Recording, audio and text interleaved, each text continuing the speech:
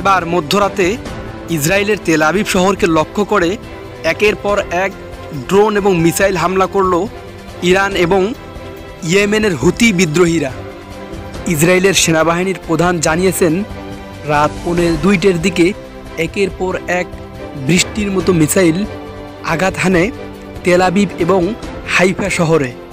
তবে ইসরায়েলের আকাশ প্রতিরক্ষা ব্যবস্থা কিছু সংখ্যক ড্রোন এবং মিসাইলকে আটকাতে সক্ষম হয়েছে বলে দাবি করেছেন ইসরায়েলের সেনাবাহিনী IDF।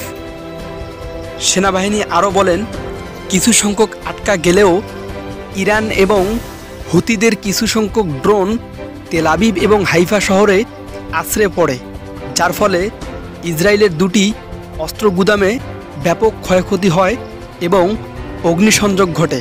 ইসরায়েলের প্রধানমন্ত্রী বার্তা সংস্থা রয়টার্সকে জানিয়েছেন, তারা এই হামলার মুখ্য জবাব দেবে।